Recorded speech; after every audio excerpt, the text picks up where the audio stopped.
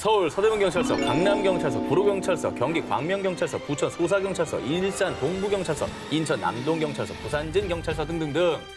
제가 이 두 기자님 앞에 경찰서 이름을 길게 나열한 이유 모두 한 사람의 범죄와 연관돼 있기 때문입니다. 이 많은 경찰서들이?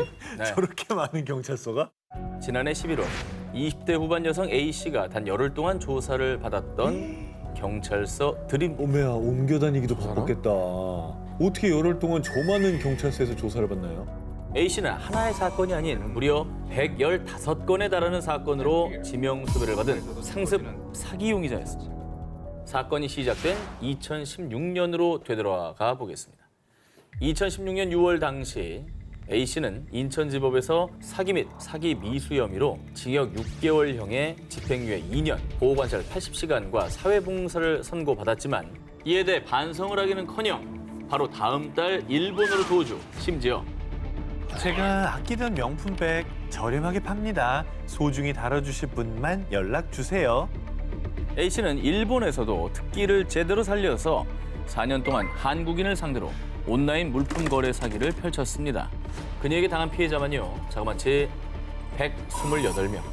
그리고 피해액은 무려 6억 2천만 원 이상이었습니다. 그러니까 이게 허위 매물 올려서 돈 받고 잠수 타고 뭐 이런 그렇죠. 범죄였나 봐요. 근데 128건이면 진짜 안 걸리고 잘했네. 중국 나쁜 놈이네, 진짜. 잘했다고? 아니, 그러니까 잘 해온 거라고. 잘했다라는 잘했다고요? 게 싫어합니까? 아니, 좀 트심 좀 칭찬인가요? 잡지 말. 굿이라는 얘기. 굿 잘했다는 건 잘 사기를 쳐왔다고. 배우고 잘했다고요? 배우고 잘했다고요? 싶다고요? 배우고 싶다고 그랬어 지금. 사이코패스들인 것 같아. 그녀의 수법은 나날이 진화해 나갔습니다. 가령 물품 대금을 입금했다고 거짓 송금 문자를 보내 물건을 받거나 차고 송금했다고 속여 돈을 갈취. 그뿐 아니라 일본에 있는 한국인을 상대로 송금 대행을 모집, 타인 명의의 통장을 범행에 사용하기도 했습니다. 아니 근데 여기에 뭐 타임형의 통장까지 이용을 했다고 하면 잡기가 힘들지. 왜냐하면 잡아봤자 딴 사람이잖아. 자, 그리고 멈출 줄 모르는 그녀의 사기 행각에 피해자들은 날이 갈수록 늘어났고요. 온라인 중고 장터에서는 A씨에 대한 사기 피해 호소글이 속출. 이에 경찰은 일본 인터폴, 주일본 경찰 주재관과 공조수사 끝에 드디어 일본 도쿄 자택에서 A씨를 체포, 한국으로 강제 송환했는데요. 알고 보니 이미 각 지역에 115건의 수배령이 내려진 상황. 이에 검찰은 체포 영장이 발부된 경찰서마다 인계 조사하도록 하세요. 체포영장 유효 기간인 48시간씩 조사한 뒤 다음 경찰서로 그녀를 인계하는 해프닝이 벌어지기도 했죠. 아니 근데 너무 악질이야. 진짜 악질이야. 악질이다. 너무 악질. 진짜 악질. 이런 사람들은 정말 잡혀야 돼요. 그리고 이미 벌을 받아야 될 사람 집행유예를 선고해 준 거잖아요. 근데 그렇죠. 그거를 도망가서 범죄를 또 저지른다? 반성의 여지가 절대 없는 사람인 거예요. 엄벌을 내려야 됩니다. 이거. 1969년 7월 미국 오하이오주의 한 은행에서 발생한 절도 사건. 사라진 돈은 무려 21만 5천 달러. 현재 가치로 환산하면 한화 24억 원에 달했습니다. 그런데 은행에선 사흘 뒤에야 돈이 없어졌다는 걸 알아챘습니다. 너 어떻게 사흘 뒤에 알아? 절도 사건의 범인은 바로 이 은행 보안이 너무 느슨해. 아, 은행에 있는 돈 가져가는 거 어렵지 않을 것 같아. 이 은행의 신입사원 시어도어 테드 컨레드였습니다. 당시 수사관들은 캘리포니아, 텍사스, 오리건과 하와이 등 미국 전역을 수사했지만 컨레드의 흔적을 찾을 순 없었고요. 해당 사건은 무려 반세기 동안 미제로 남아 있었습니다. 그런데 말입니다. 우리는 무려 52년 만에 그가 있는 곳을 찾을 수 있었습니다. 토마스 랜들이 사랑하는 가족들이 지켜보는 가운데 집에서 숨을 거두었다.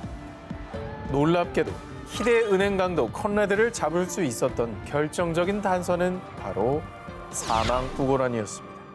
뭐야, 이름을 바꾼 거예요? 아까는 콘레드라며. 토마스 랜드는 누구예요?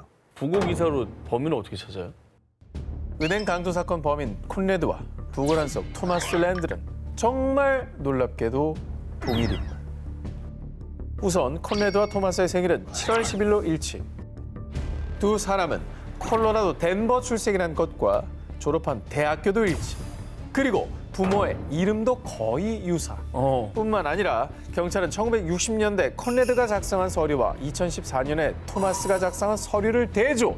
그 결과 두 사람이 동일 인물임을 확신했고요. 컨레드가 돈을 훔쳐 달아난 뒤 토마스 랜들이란 가명으로 살아왔음을 알아냈습니다. 부고 기사를 눈여겨보고 범인과 대조해본 거는 대단한데요. 부고 기사가 얼마나 많겠어요. 그 얼마 하루에 죽는 사람이 수십만 명일 텐데 그걸 어떻게 하냐고. 컨레드는 실제로 사건 발생 1년 전 백만장자 사업가 토마스 크라운이 은행 강도를 벌인다는 내용의 영화 토마스 크라운 어페어를 무려 6번이나 관람. 자신이 제일 좋아했던 영화처럼 은행 강도 행각을 벌였고요. 마치 영화 속의 주인공인 것 마냥 등장인물의 이름을 가명으로 사용한 것으로 추측됩니다. 이후 여유로운 생활을 만끽하다가 2021년 5월 사망 직전에서야 가족들에게 자신의 범행 사실과 본명을 고백하고 숨을 거두었습니다. 가명을 쓰고 가짜 인생을 평생을 산 거잖아요. 분명히 마음이 막 그렇게까지 편하진 않았겠다는 생각 듭니다. 죄는 숨기고 살았지만 세상에 당신의 죄를 똑똑히 지금부터 기억할 겁니다. 2003년 9월 일본 26세 고가와 신야가 토막살해당하는 끔찍한 사건이 발생했습니다. 한 달 뒤 경찰이 지목한 용의자는 피해자의 지인인 29살 남성 가미야 소우. 경찰은 가미야가 피해자와 금전 문제로 갈등을 겪다가 피해자를 살해, 시신을 유기한 것으로 판단했습니다. 끔찍하네요. 들어도 저 범죄는 너무 끔찍해서 범인을 얼른 잡아서 또 벌을 줘야 되겠다 이런 생각밖에 들진 않아요. 그렇죠. 하지만 가미야는 이미 남아프리카 공화국으로 도주한 상태였습니다. 이에 일본은 남아공 경찰 측에 가미야에 대한 신병 인도를 요구했는데요. 그런데 사형 제도가 있는 일본에 그를 보낼 수는 없습니다. 사형 폐지국인 남아공에서는 송환을 거부. 그렇게 가미야는 남아공에서 취직도 하고 무려 17년이나 마음 편히 평범한 생활을 누렸습니다. 아니 물론 사형 폐지에 대한 여러 가지 쟁점들이 있긴 하지만 그것보다 더 중요한 거는 정당한 처벌과 피해자의 인권 아닌가요? 본인을 보호해준다고 착각하고 17년이나 발 뻗고 그냥 평범하게 살았다는 게 더 화가 나는데 지금? 그런데 말입니다.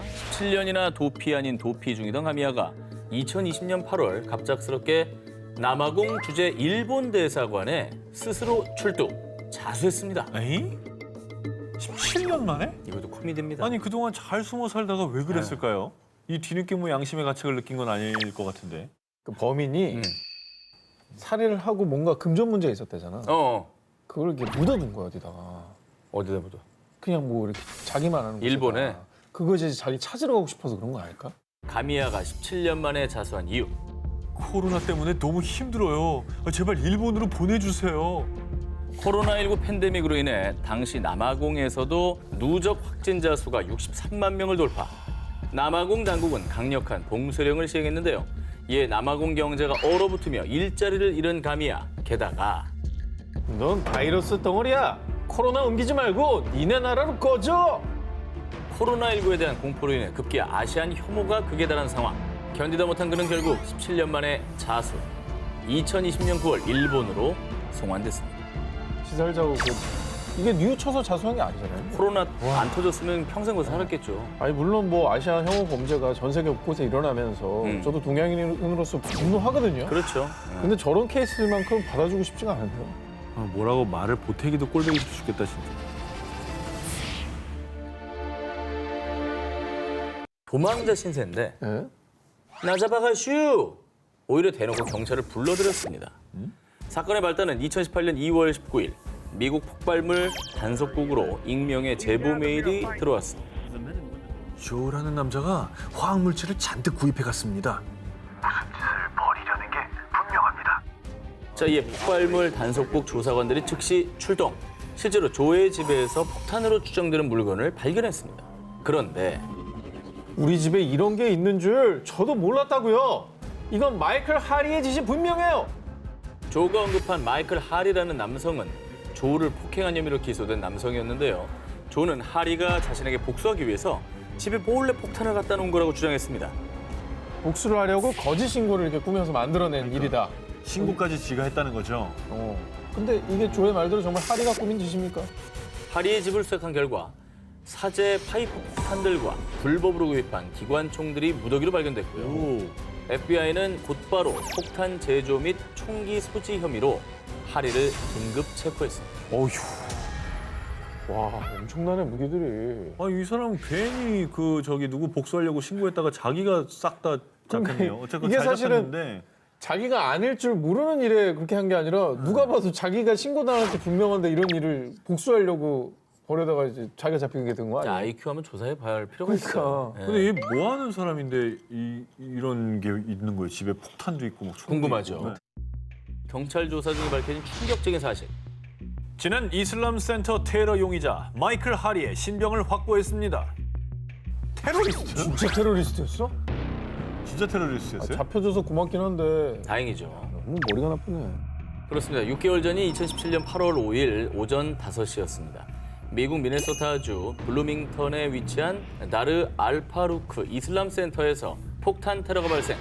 당시 FBI는 약 3,300만 원의 현상금까지 걸고 테러리스트들을 쫓았지만 6개월 동안 찾지 못한 상황이었습니다.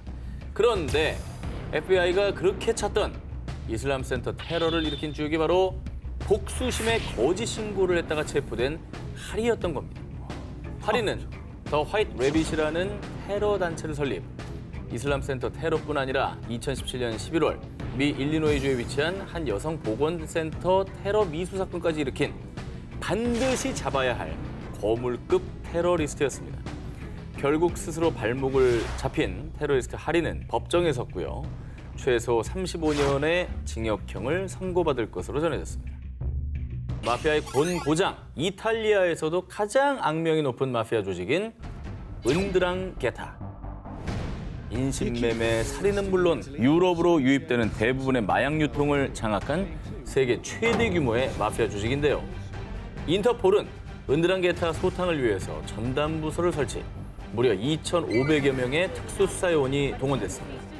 그리고 조직원 350여 명을 체포하는 데 성공합니다. 와, 엄청난 규모로 체포를 했네요. 야 마피아 소탕은 너무 어려운 일이잖아요, 사실. 와, 예. 350명이 어마어마하네.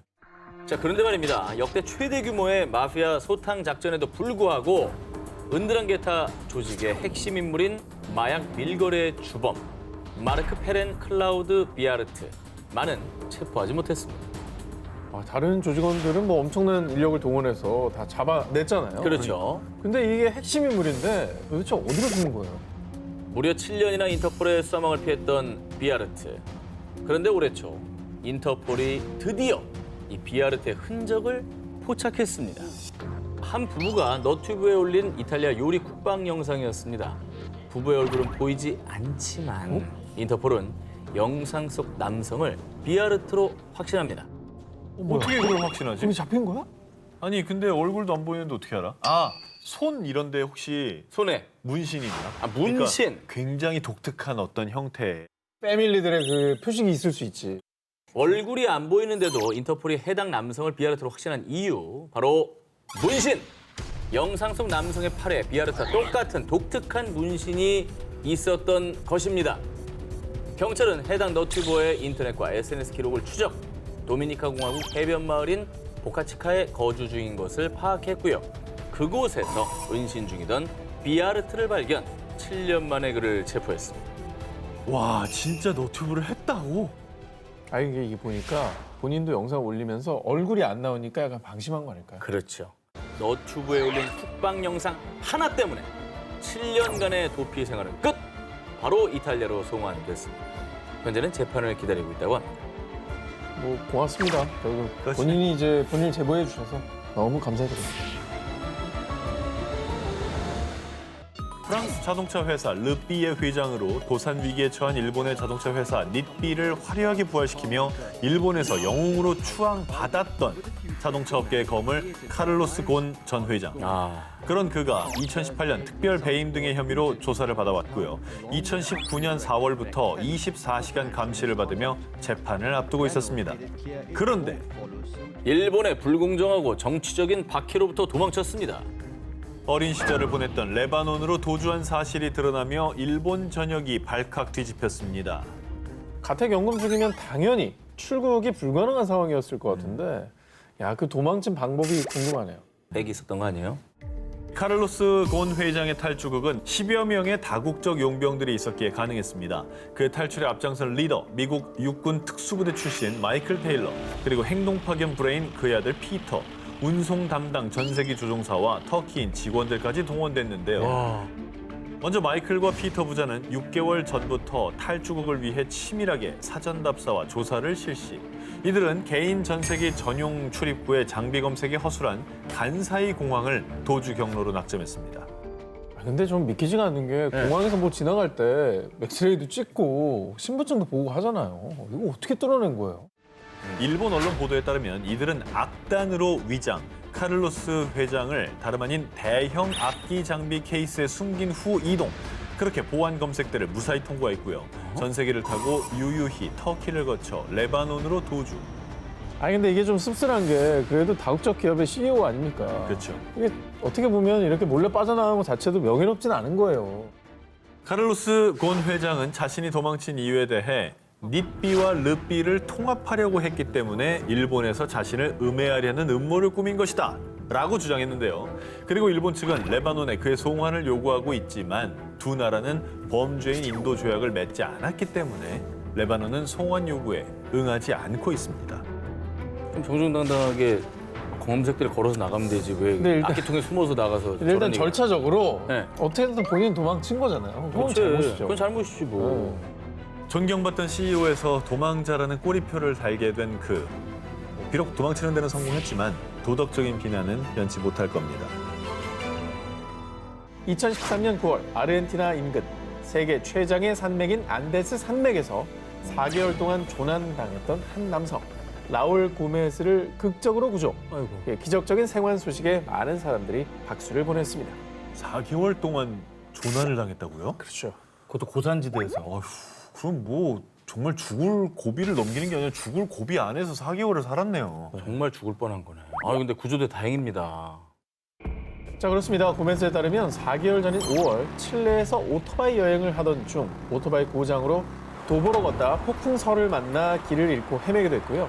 간신히 아르헨티나 인근 해발 2,800m에 위치한 외딴 대피소에 도착. 대피소 내 남은 음식으로 연명하다 그마저도 떨어지자 쥐를 잡아먹는 등 아휴. 영양실조와 탈수 증상으로 20kg이나 빠지는 극한의 상황에 놓였습니다. 그리고 하루하루 죽을 고비를 넘기다 무려 4개월 만에 기적적으로 눈을 관측하러 온 아르헨티나 연구팀에 의해 구조됐고요. 라울은 즉시 병원으로 옮겨졌습니다. 당시 사람들은 그의 사연에 기적으로밖에 설명이 안 된다라며 함께 기뻐했습니다. 와, 진짜 기적이네. 아 근데 주제가 도망자잖아. 한편의 기적의 드라마 같았던 그의 이야기는 하루 만에 대반전을 맞이하게 되는데요. 라울은 출국 금지를 당하자 교묘하게 법의 심판을 피해 도망친 겁니다. 사실 라울은 8살 아동을 성추행한 혐의로 기소된 저기 아니, 저기 오디오 물리게 하면 네, 합니까? 어떻게 해요. 칠레 검찰에 따르면 사실 라울은 8세 아동을 성추행한 혐의로 기소된 용의자. 아니 죄송합니다. 이제 저도 감정이라는 게 있는 사람이잖아요. 야 아니 짜증나잖아. 미안합니다. 사실 라울은 8세 아동을 성추행한 혐의로 기소된 용의자였습니다. 그리고 칠레 검찰이 그에게 출국 금지를 명령하자 오토바이를 타고 칠레 국경을 넘어 타국으로 도주를 가매. 하지만 신도 그의 행동이 괘씸했는지 도주 중 조난을 당했고요. 생사가 오가는 혹독한 벌을 받던 중 극적으로 구조됐지만 칠레 검찰이 아르헨티나 측에 송환을 요청하며 진짜 처벌을 받게 됐습니다. 잘 됐네요, 아주. 잘 됐어. 아니 근데 법의 심판을 받으면서 회개하고 살지. 저러고 살고 싶나 산속에서? 그러니까 일단 신의 감옥에 4개월을 갇혀 있었던 거예요. 그거 이제 나와서 인간 세상으로 돌려졌으니까 인간 세상에서 다시 처벌받아야 되는 거지. 신의 형벌을 받은 거네 그럼. 받은 건데 그건 우리는 안 치잖아요. 안 다시 치죠. 받아야지. 우리 인간계거든. 이제 시작이잖아. 이제 시작이. 그럼요. 도망친 것까지 가중 처벌돼야 돼요. 그렇지. 2012년 콜롬비아. 당시 경찰들은 유명 폭력 조직이자 여성들을 고용해 남성을 유혹한 뒤 납치, 감금, 협박 등을 일삼은 지오반니 레보예도를 검거하기 위해 혈안이 돼 있었는데요. 그는 납치 감금 혐의로 법원에서 징역 60년형을 선고받은 뒤 곧바로 도주, 1급 지명 수배자 명단에 오른 인물이었습니다. 야, 근데 징역을 선고받고 도망간다는 건 좀 우리 상식으로 이해가 되지 않아요. 그죠? 레보에도가 도주한 직후 유명 폭력 조직의 일원인데다가 얼굴도 알려져 있던 상황이라 사람들은 조만간 그가 체포될 거라 생각했는데요. 그런데 말입니다. 이게 웬 귀신이 고칼 노릇입니까? 레보에도를 잡기 위해 경찰들이 온갖 수단과 방법을 가리지 않고 그를 추적했는데요. 그러나 무려 1년간 그 어디서도 그에 대한 흔적은 발견되지 않았고요. 마치 이 세상에서 완벽히 사라진 듯 감쪽같이 자취를 감춰버렸던 겁니다. 경찰들이 일단 정말 쌍심지를 켜고 추적을 했을 거 아니에요. 도망갔다면 본인의 명예가 떨어지기 때문에. 그렇죠. 2013년 어느 날 콜롬비아 비앙키아 인근에서 감쪽같이 사라졌던 레보에도가 드디어 체포됐다는 소식이 전해졌는데요. 그런데 체포 당시 모두를 깜짝 놀라게 한 그의 모습. Penal Municipal de Bogotá dictó una condena de 60 años 뭐요? de concierto. 체포를 당시의 모습은 지금 누가 봐도 이제 여성의 머리와 뭐 그런 모습이잖아요. 그런데 원래 남자였는데 두 가지 옵션이 있는 거 아니야? 원래 남자였는데 여장을 했든지 그래. 아니면 원래 남자였는데 여자가 된 건지.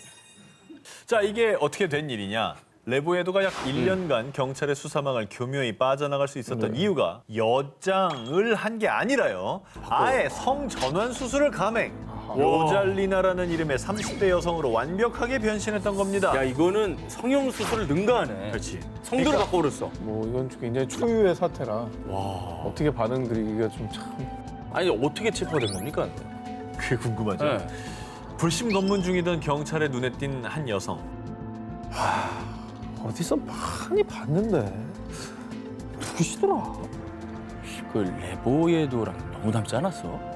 근데 알아본 게 진짜 대단하잖아요. 아니, 이게 어딜 봐서 알아볼 만한 그 얼굴이냐고. 경찰들의 눈썹이 대단하시네. 이걸 보고 어떻게 알아보냐고. 경찰들을 그러니까. 칭찬해야겠네요. 네. 뭐 DNA 검사한 것도 아니고 그냥 육안으로 잡은 거잖아요. 잡은 거죠. 아니 사실 뭐 이렇게 해서 신분 완벽하게 숨겨서 어떤 범죄를 어떻게 저지를지 모르는 거잖아요. 그렇지. 정말 다행이네. 그리고 법에 처벌 안 받았잖아요. 범죄자 신분을 감추기 위해 성전환 수술까지 감행했던 도망자. 성별은 바뀌어도 범죄를 저지른 사실까진 바꿀 수 없습니다. 앞서 성별을 바꿔 죄를 숨기려 했던 황당한 흉악범에 이어서 이번에도 기상천외한 방법으로 정체를 숨기고 죄를 은닉하려 했던 범죄자의 도주국에 대한 특종입니다. 실례지만 이거보다 어떻게 더 기상천외할 수 있죠? 저 들어보시죠. 굉장히 특이합니다, 이것도. 지난해 4월부터 미국 로스앤젤레스의 부촌 베벌리 힐즈의 주택가 수십 곳에서 강도 사건이 발생. 경찰은 절도범을 찾기 위해 수색을 벌였지만 수사에 난항을 겪었는데요. 비벌릴스를 저도 뭐 예전에 뭐 다른 촬영 때문에 가봤는데 저기는 절도범이 가도 절도할 생각을 못 할 정도로 굉장히 CCTV도 많고 보안도 철저하고. 당시 절도범은 정말 대담하게도 당당히 얼굴을 드러내고 범행에 나섰고요. 범인의 모습이 CCTV에도 포착돼 경찰이 CCTV를 분석하기까지 했습니다. 저 고화질인 거 봐. 그런데 정말 이상하게도 그를 알고 있다는 사람도 그에 대한 제보도 전혀 없었는데요. 아니 근데 너무 얼굴이 잘 드러나고 보이잖아요. 뭐 가린 것도 없고. 근데 CCTV에 저렇게 고화질로 찍혔는데 어떻게 못 잡고 저렇게 수사망을 피해 나갈 수 있었던 거죠? 자, 그런데 지난 5월 CCTV를 분석하던 경찰은 영상 속 남자에게서 아주 중요한 한 가지 공통점을 발견합니다. 가만. 왜 입을 벌리고 있지? 뭔가 이상한데? 아 그거. 저기 아까 할리우드 아니야? 그 왜 특수분장 그런 관련 산업에 종사했던 분 아닐까? 맞네, 이거네. 입이 안 벌어. 경찰은 범인이 항상 입을 벌리고 있는 특이한 모습을 포착. 그리고 이 모습을 단서로 범인을 특정했고요. 프로웰, 당신을 절도 혐의로 체포한다. 절도범 프로웰이 CCTV도 아랑곳하지 않으며 당당히 얼굴을 드러내고 경찰의 수사망을 피할 수 있었던 이유. 인종을 바꿨네. 인종을 바꿨어. 이제 성별이 아니라 인종을 바꿨네. 와, CCTV랑 너무 다르네. 그는 수사에 혼선을 주기 위해 자신의 얼굴을 가리고 가발에 가면까지 착용해 백인으로 변장. 그래서 수사가 난항을 겪는 듯 했지만 결국 어설픈 가면 때문에 오히려 경찰의 눈에 띄어 체포. 그의 범죄는 막을 내렸고요. 현재 재판을 기다리고 있습니다. 그러니까 저렇게 어설프니까 입도 안 다물어지고 그 덕분에 잡은 거니까 뭐 다행인 것 같습니다. 생각지도 못한 방법으로 정체를 숨기려 했던 황당한 범죄자들. 하지만 아무리 꽁꽁 가려도 언젠가 그 민낯이 드러나기 마련입니다. 2018년 4월 8일 일본 열도 4개의 섬 중 시코쿠의 에이메현 이마바리시에 위치한 마스야마 교도소에서 재소자 히라오 다스마가 탈옥하는 사건이 발생. 당시 15,000명이 넘는 경찰과 16마리의 경찰견, 헬리콥터와 무인 정찰기 등이 투입됐지만요. 3주가 넘는 시간 동안 탈옥수 히라오를 검거하지 못했습니다. 捜索は難航。 야, 헬기가 떴는데? 일본도 CCTV가 엄청 많이 깔려 있는 나라인데 그러게. 어떻게 이렇게 도망 다닐 수가 있죠? 당시 탈옥수 히라오는 탈옥한 뒤 곧바로 교도소 인근 마을에서 자동차와 현금 등을 훔쳐 달아났습니다. 그리고 경찰은 시코쿠와 본토 혼슈의 중간 지점인 무카이시마 섬에서 히라오가 타고 도주한 자동차와 그의 DNA가 검출된 물건들을 확인한 뒤 탈옥수가 섬 밖으로 나가지 못하도록 모든 다리를 봉쇄해. 이 경찰은 무카이시마 섬에서 혼슈로 가는 길목들만 봉쇄하면 탈옥수 히라오를 검거하는 건 시간 문제라고 자신했습니다. 그런데 경찰이죠. 여기 탈옥수랑 닮은 남자가 있어요. 그가 탈옥한 지 22일째 되던 날 히라오는 당시 경찰이 예상했던 무카이시마 섬이 아니라 섬에서 약 70km 떨어진 본토 히로시마시 미나미구 시내 한복판에서 검거됐습니다. 야, 어떻게 갔지? 아니 섬에서 본토까지 가는 길을 차단했다 그랬잖아요. 그거 어떻게 한 거지? 탈옥수 히라오가 경찰의 포위망을 뚫고 도주할 수 있었던 이유. 바다를 헤엄쳐서 도망쳤습니다. 도망치느라 힘들었습니다. 경찰 조사 결과 히라오는 무카이시마 섬에서 약 200m 거리의 혼슈까지 헤엄친 뒤 히로시마까지 도주했다고 밝혔는데요. 그런데 당시 일본 경찰이 히라오가 바닷길로 도주할 가능성을 배제했던 이유가 있었습니다. 그가 헤엄친 무카이시마 섬 일대의 바다는요. 페리도 항해할 때 어려움을 겪는 데다 작은 어선은 엔진을 끄는 순간 휩쓸릴 정도로 파도가 센 곳인데 거길 헤엄쳤다고요? 이렇게 주민들 사이에서도 조류가 거세기로 유명해서요. 함부로 헤엄을 친다는 것은 자살 행위와도 같았습니다. 그뿐만 아니라 그가 헤엄쳐 도망쳤던 24일 밤은 비까지 내렸던 상황. 하지만 탈옥수 히라오는 경찰의 포위망과 모든 악조건을 뚫고 보란듯이 도주에 성공했던 겁니다. 저 UDT 훈련 아니야? 정말 특수부대 같은 그런 느낌이네요. 그걸 어떻게 보통 사람이 장비도 없이 그렇게 가지? 한편 절도 및 침입죄로 징역 5년 6개월을 선고받았던 히라오는요. 원래대로라면 작년 1월에 출소할 예정이었지만 희대의 탈주국을 벌인 대가로 징역 4년형을 추가로 선고받고 혹독한 수감 생활을 하게 됐습니다. 잘못한 건 잘못한 거니까 만기 출소를 하고 그러니까 반성을 충분히 하고 대가를 치르고 새 삶을 사는 게 낫지. 그걸 뭐 도망쳐갖고 어떻게 새 삶을 살겠어요. 죽을 뻔했어. 게다가 죽을 뻔했고. 미련하지. 2014년 4월 중국 당국이 국외로 도피한 적색 지명 수배자 100명의 명단을 공개했습니다. 그중에 맨 위에 오른 1호 수배자인 중국 저장성 원저우 전 부시장 양슈주. 그녀는 1996년부터 1999년까지 뇌물, 수수, 공금 횡령을 일삼으며 무려 446억 원에 달하는 불법 재산을 취득한 일명 중국의 부패 여왕이었습니다. 하지만 2003년 중국 당국이 조사에 착수하자 양슈주는 타국으로 도주, 무려 11년 넘게 도피 중인 상황이었습니다. 야, 11년 넘게 어떻게 안 잡혔죠? 와, 중국 공안도 서슬퍼런데 그렇죠. 뭐 사람 하나 없는 밀림에 계속 숨어 살았나? 아예 눈에 안 띄게. 양슈주는 홍콩, 싱가포르, 이탈리아, 미국 등 전 세계 곳곳으로 도망을 쳤는데요. 이때 무려 29개의 가짜 신분증을 사용, 수시로 자신의 신분을 위장했습니다. 야, 29개를 어떻게 만들어요? 첩보 요원도 저렇게는 안 되겠다. 내가 이 나라 들어갈 때 뭘로 들어왔더라? 이러면서 싱가포르에서 막 이거 필리핀 뭐로 들어왔었지? 막 이러는 거 아니에요? 중국도 저 정도의 액수면은 전 세계 다 뿌려놨을 거 아니에요. 인터폴의 어떤 그런 협조 요청을. 이거 어떻게 다 피해 다녔을까요? 양슈주는 해외로 도피하기 전에 이미 미국 맨하튼의 고급 아파트를 구입, 미국 영주권도 취득을 했는데요. 자, 그런데 더욱 놀라운 건 미국 영주권을 가명으로 취득, 에이? 당당히 미국에 입국을 했습니다. 미국은 영주권 받기가 엄청 까다로운데 가명으로. 가명으로 영주권을 받는 게 가능해요? 이거 어떻게 한 거지? 영화 속 첩보요원처럼 철저하게 신분 세탁을 한 양슈주. 하지만 2004년 양슈주 소유의 맨하튼 아파트가 소송에 휘말리며 그녀의 진짜 정체가 들통났고요. 이후에 양슈주는 네덜란드로 도주, 정치적 망명을 신청했습니다. 이후 10년간 자유를 만끽하던 양슈주는 네덜란드에서도 추방될 위기에 처하자 2014년 위조 여권을 사용해 또다시 미국에 입국. 하지만 결국 미 이민 세관 집행국에 발각되며 미국에서 체포됐습니다. 미국과 중국의 인도 협상 끝에 양슈주는 도피 12년 만인 2015년 11월 중국으로 송환. 길고 긴 도주 생활에 마침표를 찍었습니다. 2011년 11월 중국 산시성 양취안시 중국인민정치협상회의위원인 44세 남성 추이스링이 갑작스럽게 체포되는 일이 벌어졌습니다. 허우진, 당신을 살인범으로 재판한다. 이름이 좀 다른 거 아니에요? 아까는 추이스링이라면서 경찰은 지금 체포한 이름이 허우진이라고 했잖아요. 허우진. 그죠? 이게 뭐 사람 잘못 보고 오인한 겁니까? 먼저 허우진이라는 인물에 대해서 설명드립니다. 16년 전 중국 지린성 창춘시에서 식당을 운영 중이던 허우진. 그는 식당을 찾은 한 손님과 갑자기 시비가 붙었고요. 말다툼 끝에 손님을 살해. 그리고 그 길로 어디론가 잠적했는데요.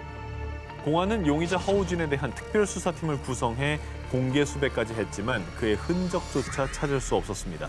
그 이후 공안의 수사망을 피해 하얼빈시로 달아난 그는 그곳의 허술한 지역 행정 시스템을 이용해 이름을 추이스링으로 바꾸고 나이도 10살 줄여서 신분 세탁, 양취안시로 다시 도주했던 겁니다.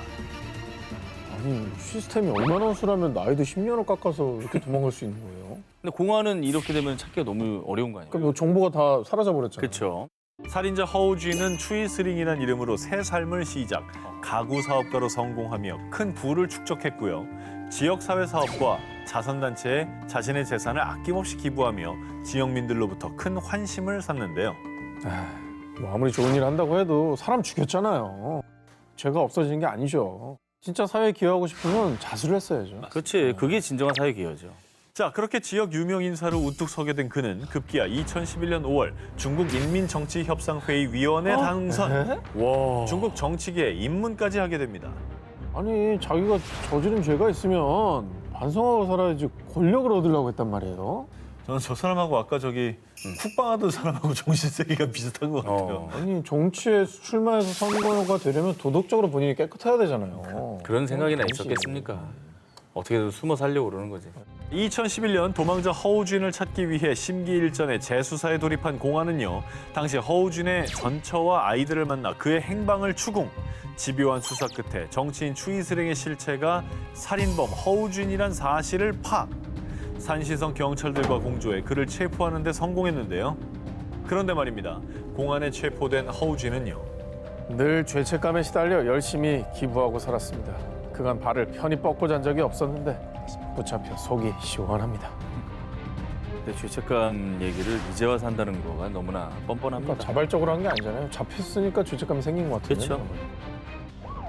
2017년 12월 1일 영국. 장장 49년 동안 미제 사건이었던 살인 사건의 진범이 드디어 잡혔는데요. 이 사건의 전말은 이랬습니다. 1968년 영국 더럼주의 한 가정집. 생후 19개월 된 남아 폴 부스가 두개골 골절로 숨지는 사건이 발생했는데요.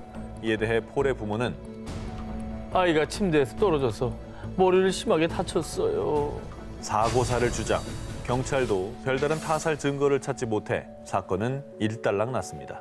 그런데 2015년 폴의 형 피터는 우연히 SNS에서 한 사진을 보고 불현듯 옛 기억이 떠올라 진범을 지목했는데요. 이게 뭐 특별할 게 없는데요? 그러니까 뭐 아빠랑 아들 사진 같아 보이는데요? 무슨 기억이 떠올랐다는 거예요, 저걸 보고? 아니 이게 그러니까 아빠랑 아들이 아니라 뭐 범인과 찍은 사진인 거예요, 그러면? 아빠가 아니라고? 사진 속의 남자가 범인입니까? 그렇습니다. 19개월 남아 폴 살인 사건의 진범은 사진 속의 남자였고요. 그의 정체는 놀랍게도 사고사를 주장했던 폴의 아버지였습니다. 사실 그는 의붓 아버지였는데요. 폴의 사망 당일, 당시 3살이었던 형 피터는 거실에서 충격적인 광경을 목격했습니다. 의붓 아버지 데이비드가 동생 폴의 발목을 잡아 휘둘렀고 이로 인해 폴이 벽난로에 머리를 부딪힌 겁니다. 아이고, 왜 그래. 피터는 뒤늦게 SNS에서 의붓 아버지가 동생 폴을 안고 있는 사진을 보고 사건 당시 상황이 기억났고요. 경찰에 의붓 아버지가 범인이라고 증언, 재수사를 의뢰했던 겁니다. 근데 저 사진 좀 소름 돋지 않아? 제 애가 아버지를 가리키고 있는 거 같지 않아? 아, 그러네. 손으로 손으로 애가 이러고 있어요? 재수사가 시작된 후 병리학자의 분석에 따르면 사건 당시 의붓 아버지의 진술대로 폴이 만약에 침대에서 떨어져 머리 부상을 입었다면 두개골의 골절 형태가 일자형이어야 한다고 합니다. 그런데 당시 폴의 머리에 난 두개골 골절의 모양은 G자형. 이는 폴이 낙상이 아니라 형 피터의 증언대로 학대를 당했을 경우 나타나는 형태였습니다. 그리고 여동생 스테파니의 진술. 어릴 때 의붓 아버지가 제 발목을 잡고 휘둘러서 계단에 머리를 부딪혔어요. 의붓 아버지에게 매일 맞았다고요. 한두 번이 아니었구나. 아, 정황 증거가 이제 나오네. 그죠? 아이들을 줄곧 학대해 왔던 게 사실이네요. 결국 2017년 의붓 아버지 데이비드가 폴 살해 혐의로 종신형을 선고받으며 49년 미제 사건의 진범이 드디어 밝혀졌습니다. 이 기사를 취재하면서 제일 불쌍했던 게 사실은 피터였어요. 너무 무서운 충격을 받으면 그 충격을 잊는다고 하잖아요. 뇌가 강제로 기억을 덮어버린다고 하잖아요. 그래서 이 아이가 동생이 죽는 걸 보고 내가 살기 위해선 이 기억을 덮어야 된다라고 한 게 아닌가. 49년 동안 이렇게 잡지도 않고 호의호식한 거 보면 너무 피가 거꾸로 솟는데 그래도 지금이라도 이렇게 잡혀가지고 처벌을 받게 돼서 진짜 정말 다행이다. 2020년 6월 미국 웨스트버지니아주의 한 주택가. 40대 여성 완다가 누군가에게 구타당해 피투성이가 돼 쓰러진 채로 발견됐습니다. 뒤늦게 병원에 옮겨졌지만 흉기에 머리를 가격당한 그녀는 심각한 부상으로 그만 식물인간 판정을 받고 말았습니다. 아이고. 이거 뭐 범인을 꼭 잡아야 될 텐데 뭐 증거 같은 게 안 나왔나요?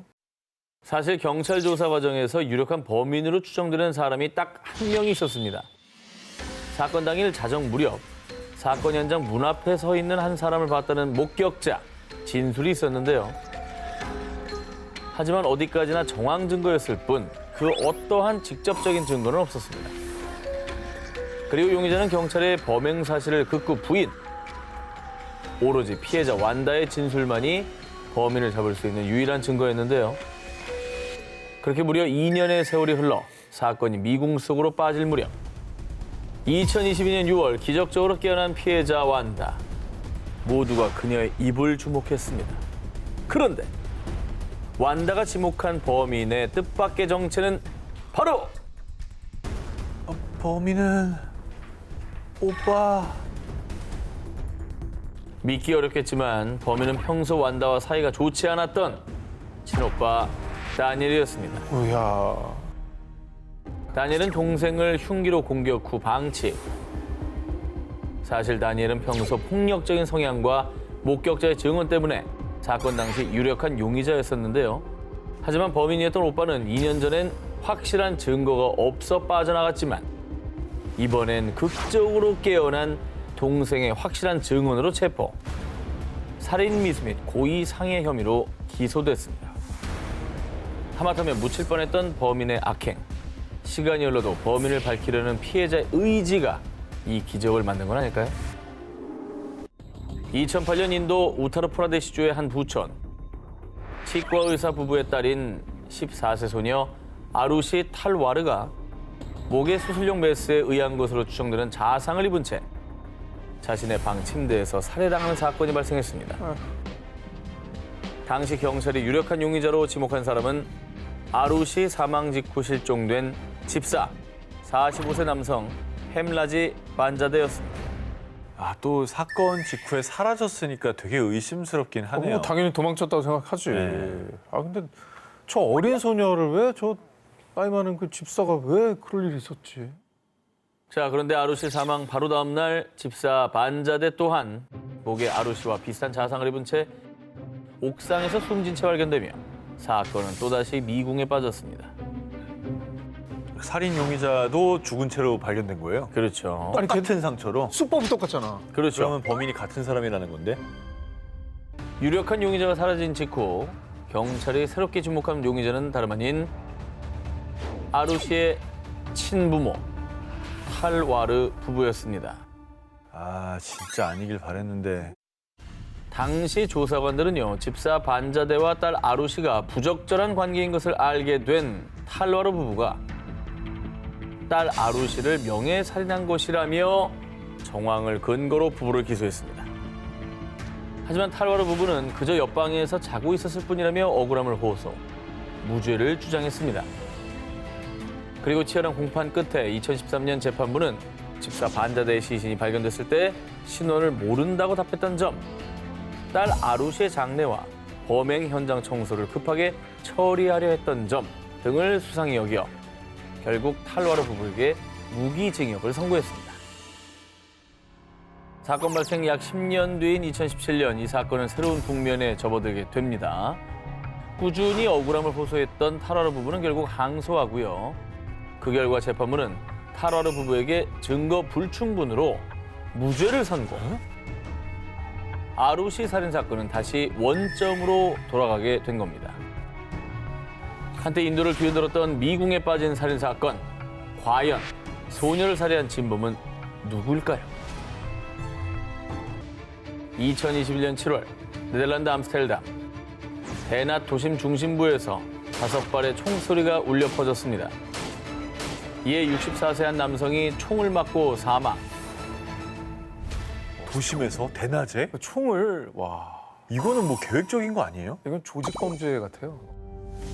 총에 맞은 사람은 다름 아닌 저널리즘의 아이콘으로 통하던 네덜란드의 범죄 전문 기자 피터 더 프리스. 그는 범죄 관련 특종을 발표하며 네덜란드의 범죄 보고를 재정의했다는 평가를 받는 저명한 기자였습니다. 사건 당일 한 TV 토크쇼에 출연한 뒤 스튜디오에서 나오자마자 사고를 당해 네덜란드 국민 전체가 충격과 슬픔에 빠졌습니다. 대낮에 저렇게 충격을 당했다고 하니까 사람들도 엄청 충격 받았겠었네요. 뭔가 원한 내지는 보여주긴 해, 진짜. 총격 직후 2명의 용의자가 체포됐고 2022년 7월 총격을 지시한 사람과 또 다른 용의자 2명까지 모두 체포돼 현재 재판을 받고 있습니다. 현지 경찰이 지목한 프리스의 살해 주체는 다름 아닌 범죄 조직의 두목 리두안 타기. 아니, 근데 수사를 하면 밝혀질 텐데 저렇게까지 해서 살해를 한 이유가 도대체 뭡니까? 프리스는 죽기 전 타기가 연루된 살인 사건에서 핵심 증인인 전직 갱단원의 법률 고문으로 참여했었습니다. 당시 그 사건을 맡았던 변호사와 그의 가족까지 암살되는 사건이 발생. 실제 타기에게는 암살 리스트가 있었고 그 리스트에 죽은 변호사와 가족 그리고 프리스의 이름도 함께 있었기 때문에 프리스의 죽음 또한 타기와 연관이 있다고 판단했습니다. 아니, 그러면 저게 처벌이 안 되나요? 리스트만 나와 있는 거지 뭘 했다는 직접 증거가 없잖아요. 아휴, 무섭네, 진짜. 문제는요, 프리스 사망 당시 타기는 교도소 수감 중이었고 자신은 살인에 연루된 적이 없다며 범죄를 부인, 무죄를 주장하고 있다는 것입니다. 증거가 굉장히 어려울 것 같긴 하네요. 무서운 거 누가 나서겠어요. 그죠? 네덜란드 범죄 취재의 새 역사를 쓴 프리스의 억울한 죽음. 정의를 추구한 그의 삶이 헛되지 않도록 반드시 진범이 밝혀져 죄값을 치르길 바랍니다. 1982년 호주 뉴사우스웨일즈 33세 여성 리네트 도슨이 실종되는 사건이 발생. 하지만 수십 년 동안 그녀의 행방을 찾지 못했고요. 사건은 미궁에 빠졌는데요.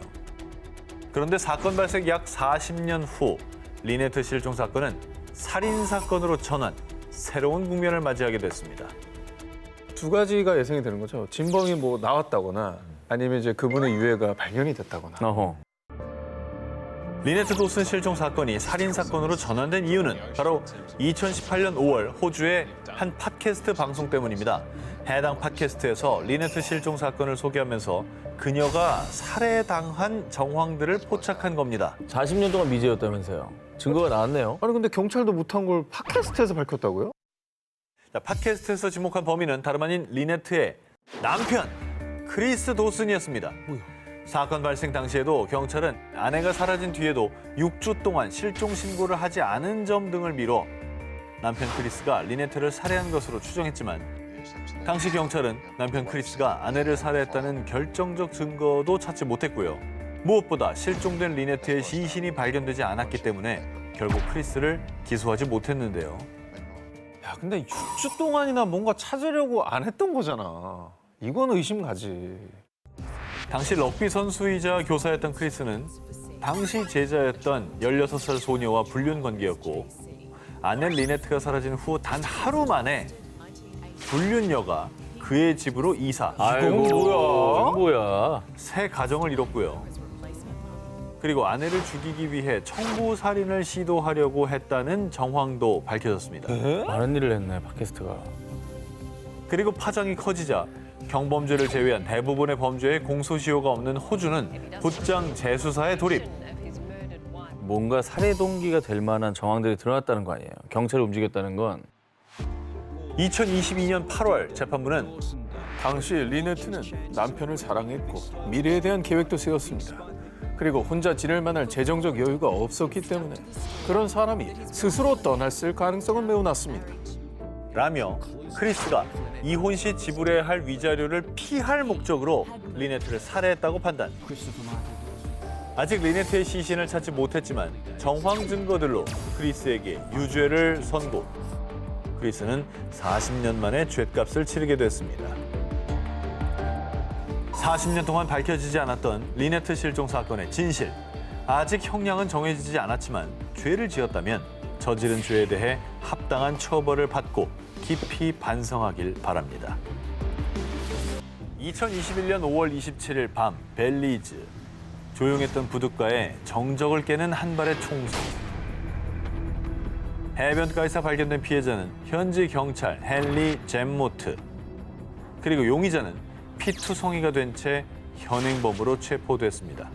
그런데 범인의 정체는 놀랍게도 영국 보수 정치인이자 억만장자 마이클 애슈크로프트의 며느리 제스민 하틴이었습니다.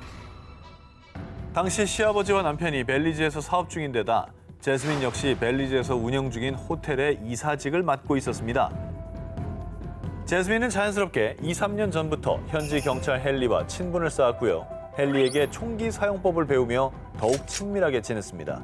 그리고 현지 경찰에 따르면 사건 당일 밤도 둘이서 술을 마시던 중 제스민이 총을 다루다가 헨리의 오른쪽 귀 뒷부분을 쏴 죽음에 이르게 했다고 밝혔는데요. 제스민 역시 기억이 잘 안 나요. 방아쇠가 어떻게 당겨졌더라? 모든 건 다 실수였어요. 자신의 총기 조작 미숙으로 인한 우발적인 사고였다고 인정했습니다. I'm just saying, like, 여러 가지가 약간 이상한데. 일단 근데 범인이 맞는 거 아니에요? 어쨌든 안타까운 총기 그건 사고 인정한 아닙니까? 거지. 그러니까 우발적이었다. 빵 쏜 거잖아. 사고다. 일단 제스민이 기소된 혐의는 과실치사가 맞습니다만 그런데 유족에 따르면 제스민은 과실치사가 아니라 살인으로 기소되어야 해요. 마치 처형당하듯 총에 맞았다고요. 총성의 흔적 그리고 헨리가 24년 경력의 베테랑 경찰이었던 점을 들어 우발적인 사고가 아닌 고의적인 살인이라고 주장했고요. 그리고 많은 이들 역시 제스민의 계획된 살인이라고 믿었는데요. 그 이유 어우, 백발백중인데? 제스민의 주장과는 달리 그녀가 수준급 사격 실력 보유자이며 이를 감추고 있다고 주장했습니다. 뿐만 아니라 일각에선 두 사람이 내연 관계이며 치정에 의한 살인 사건이 아니냐는 온갖 의혹이 제기되기도 했는데요. 하지만 제스민은 헨리는 자신의 친구였다며 모든 의혹을 부인, 끝까지 단순한 사고일 뿐이었다고 주장했고요. 내년 4월에 다시 재판이 열릴 예정이라고 합니다. 이게 정말 실수에 한 건지 고의에 한 건지 이게 중요하겠어요. 그죠? 근데 이거는 하늘과 땅 차이지. 하늘과 땅 차이죠. 과연 범인과 고인 그리고 부둣가만이 알고 있는 그날의 진실은 무엇일까요? 2017년 8월 중국 안우이성 한 남성이 22년 전 발생한 한 살인 사건의 용의자로 체포됐는데요. 자, 그런데 놀라운 건 그의 범죄가 권위있는 문학상을 받은 한 추리소설 속 내용과 굉장히 흡사했다는 겁니다. 오, 가끔 저런 거 있잖아요. 소설이나 작품 보고 모방하는 범죄. 오 그렇죠. 없으면 좋겠지만 있죠. 있죠. 그런데 더 놀라운 건 범인의 충격적인 정체.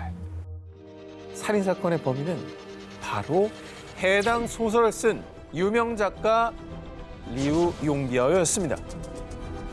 그 뭐야 이게 소설이 아니고 에세이였어요? 자기 범죄 내용을 그대로 소설로 쓴 거라고요? 뭐야? 아, 이게 자기가 쓴 대로 했는지, 자기가 한 걸 쓴 건지.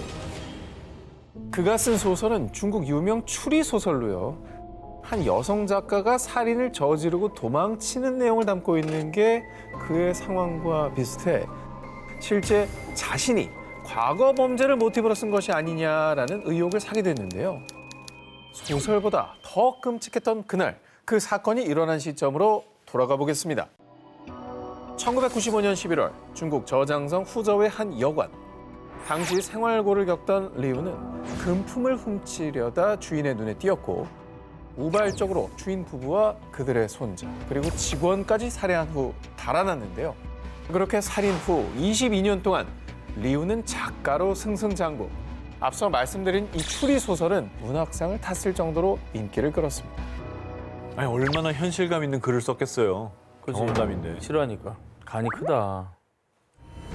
하지만 그의 성공은 오래가지 못했는데요. 경찰은 사건 당시 여관에 묵던 손님 중 안의성 말투를 쓰는 사람이 있었다는 단서와 약 6만 개의 지문 샘플을 분석해 마침내 리우를 범인으로 지목했고요.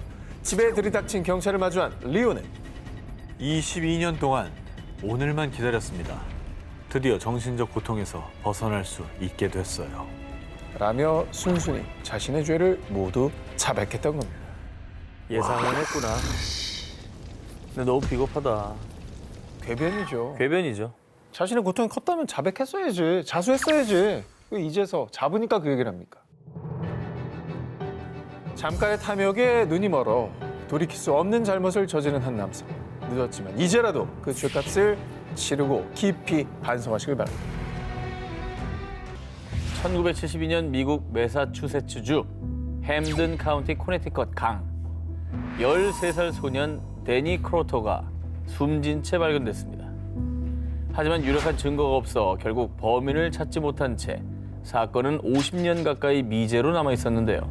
그런데 2019년 지방검사 앤서니 글루니가 부임하면서 이 사건을 다시 적극적으로 파헤치기 시작. 수사팀을 새로 꾸려 수천 장의 문서와 수십 년치의 증거를 샅샅이 뒤지며 수사는 새로운 국면을 맞았습니다. 저분이 뭔가 꽂히는 게 있어서 이걸 다시 시작한 건가요? 새로운 게 뭔가 나왔을 것 같아요. 네. 그러다 다시 주목받은 오래된 편지 하나. 이는 데니가 생전 다니던 성당의 카톨릭 사제 리처드 라빈이 2004년 살인자로부터 받은 편지라며 공개했던 것으로요. 편지는 범인이 자신의 살인을 시인하는 내용이 담겨져 있었습니다. 그런데 편지를 재감정한 결과 편지의 언어 패턴이 편지를 공개한 라빈과 일치. 이에 수사팀은 그를 유력한 용의자로 특정했습니다.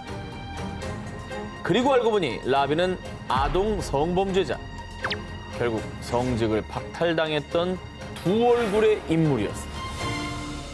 그러니까 의도적으로 수사에 혼선을 주기 위함인지 그렇죠. 아니면 뭔가 고백을 하고 싶어서 그냥 허위 연극을 한 건지. 그런데 라빈은 데니가 사망하기 하루 전날 데니를 강둑에서 폭행한 사실만 인정. 내가 다시 강둑에 갔을 땐 데니는 이미 죽어 있었어요. 난 죽이지 않았다고요. 데니 살해 혐의는 끝까지 부인했습니다. 하지만 수사당국은요, 사건 당시에도 라빈이 살인범이란 명확한 물리적 증거만 없었을 뿐 라빈을 유력 용의자로 의심했었고요. 데니가 살아있는 것을 마지막으로 봤던 정황, 살인을 시인하는 편지 등으로 보아 그가 진범임을 확신, 드디어 체포영장을 신청했습니다. 자기 동네 신자를 그 애를 왜 때려? 신부가. 그런데 예상치 못한 일이 벌어졌습니다. 체포영장이 나온 당일 저녁에 지병으로 사망. 그렇게 50년 만에 드러날 뻔했던 진실은 정말 안타깝게도 영영 묻혀버렸습니다. 야, 자백이라도 하고 죽지 그랬냐, 이 나쁜 놈아. 이건 억울한 거야. 죗값을 치르게 했어야 되는데 하루라도 진짜.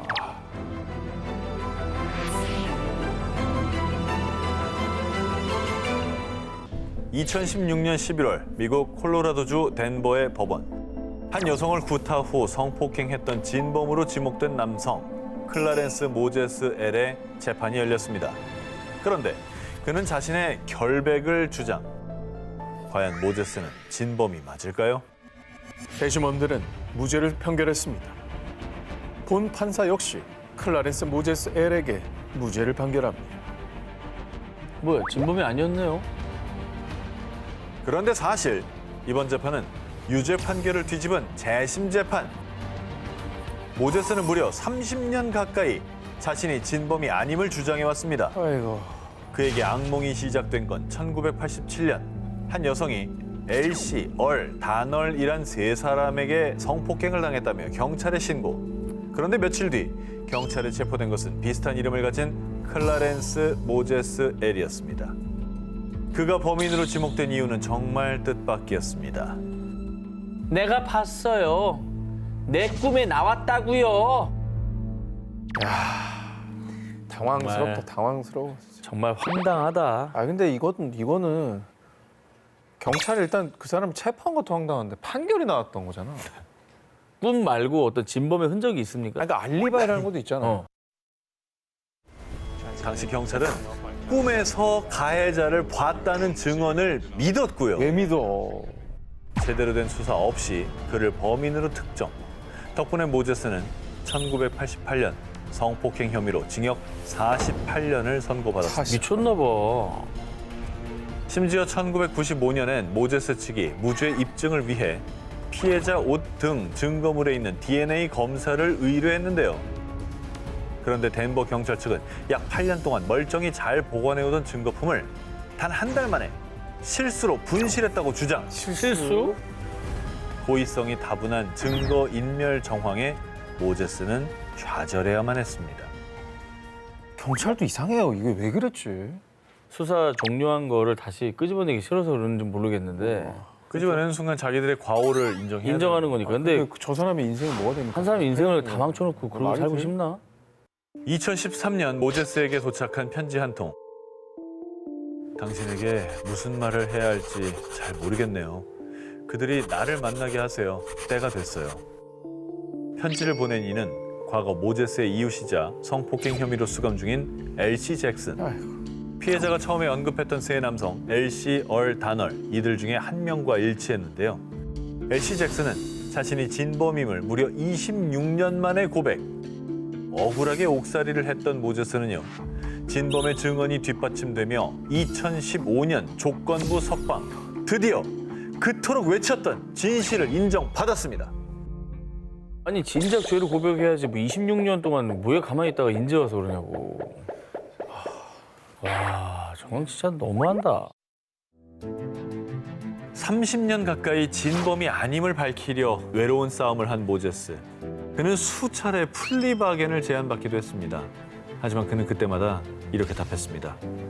내가 저지르지도 않은 죄를 인정하는 것보다 48년을 모두 복역하는 것이 낫겠소. 1974년 11월 7일 이 사건은 영국을 발칵 뒤집은 백작 가문의 유모 살인 사건. 그런데 호주에서 백작 가문 살인 사건 범인을 잡았습니다. 그 범인 해변가에서 히피 행사했어요. 사건 발생 후 약 40년 동안 호주, 아일랜드, 네덜란드, 모잠비크 등에서 범인을 봤다는 목격담이 무려 70건 이상 끊임없이 이어졌습니다. 아, 꽤나 유명한 사람이었나 봐요, 범인이. 40년 동안이나 증언이 나왔습니다. 그러니까. 한때 영화 007 시리즈 제임스 본드 역할로 물망에 오르며 화제를 모았던 주인공이자 다름 아닌 백작 가문의 주인 7대 룩한 백작 리처드 존 빙엄입니다. 그는 명문가의 백작이었지만 실상은 도박 중독에 빚까지 있던 상황. 사건 당시 아내 베로니카와 갈등 끝에 이혼한 뒤 양육권마저 빼앗겼는데요. 아내 베로니카의 증언에 따르면 사건 당일 밤 술에 취한 룩한 백작이 흉기를 들고 찾아왔고요. 어두운 지하실에서 유모를 아내로 착각해 살인. 뒤늦게 현장을 목격한 아내마저 공격했지만 그녀는 겨우 탈출해 목숨을 건졌다고 합니다. 어우, 이후 루칸 백작은 이스트 서섹스 뉴헤이븐에 위치한 지인의 집을 방문. 아내가 살인 청법자를 고용했어. 아마 거짓말을 해댈 거야. 라는 말을 남긴 뒤 다음날 지인의 집을 떠났습니다. 그리고 지인의 집 인근에서 루칸 백작의 차를 발견. 차에선 범행에 사용된 흉기와 혈흔이 발견됐지만 이것이 경찰 조사로 밝혀진 공식적인 마지막 행적이었습니다. 야, 이게 차에서 흉기가 나왔으니까 아내가 말한 증언이 사실일 가능성이 되게 높은 거잖아요. 그래서인지 이듬해 영국 경찰은 루칸 백작을 범인으로 발표. 하지만 경찰의 수사에도 루칸 백작을 찾을 수 없었는데요. 그러자 경찰 내부에선 이 귀족 카르텔이 루칸 백작을 돕고 있다라는 주장도 제기. 그럴 수 있겠네요. 뿐만 아니라 2007년 뉴질랜드 언론들은 영국 출신 노숙자 로저 우드게이트, 루칸 백작이라고 보도. 그가 루칸 백작이 사라진 1974년에 뉴질랜드에 도착했으며 상류층 언어를 구사했다는 점을 든 건데요. 이외에도 수많은 목격설이 등장했지만 정작 아내 베로니카는 루칸 백작의 생존설을 부인. 백작은 외국어를 할 줄 모르고 뼛속까지 영국 귀족이라는 이유. 그리고 보트에 대한 지식이 뛰어난 점, 또 수사에 대한 압박 등으로 강에 뛰어들어 프로펠러를 통해 목숨을 끊었을 거라고 주장했고요. 대부분의 귀족 지인들도 이에 동의했습니다. 아니 뭐 살아있든 간에 목숨을 끊었든 간에 죄를 지었으면 벌을 받아야죠. 한때 루칸 백작이 맡을 뻔한 제임스 본드는 극 중에 이렇게 말했어요. 죽은 자는 복수엔 관심 없죠. 다만 이 범인의 결말을 밝혀줘야 하지 않을까요? 2021년 10월 태국 묵다한주 12세 A양이 한 남성에게 성폭행을 당해 임신과 출산까지 한 충격적인 사건이 일어났습니다. 당시 피해자 A양은요. 소푼 아저씨가 범인이에요. 남몰래 저를 끌고 갔다고요. 이웃에 살던 50대 남성 소폰을 범인으로 지목했습니다. 전 정말 억울합니다. 전 그런 파렴치한이 아니에요. 아니 이렇게 직접적으로 증언해서 지목을 했잖아요. 그 소녀가 뭐가 아쉬워가지고 진짜 특정인을 지목했겠어요. 말이 됩니까 이게? 이게 아이가 한 말이라고 저런 식으로 우겨서 덮으려고 하는 건데 사실 12세면은 증언이 그렇게 애라고만 말할 수는 없어요. 아니 이름은 기억했잖아. 그러니까 다 아는 거지. 아는 사람인 거지. 소폰이 끝까지 범행을 인정하지 않자 친자 확인을 위해서 경찰은 피해자 A양이 낳은 아이와 소폰의 DNA를 대조했습니다. 그런데 말입니다. DNA 검사 결과 피해자 A양의 아이와 소폰의 DNA는 불일치. 오, 자, 그러니까 DNA가 가리키는 범인은 소폰이 아니었던 겁니다. 범인을 좀 착각했다거나 아니면 다른 사람 이게 모를 수가 있나? 당황한 경찰은 수사망을 넓혀 피해자 A양의 주변 인물들을 조사했고요. 용의자들 DNA 검사를 통해 진범의 실체가 드러났습니다. 소름 돋는 DNA 검사 결과 피해자 A양이 낳은 딸과 DNA가 일치했던 단 한 사람. 그 진범은 다름 아닌 A양의 친아버지 B씨였습니다.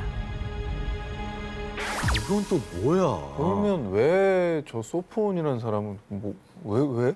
아니 지금 소폰 얘기는 쏙 빼고 한번 생각해보자고. 아버지가 딸을 성폭행했다는 거 아니에요.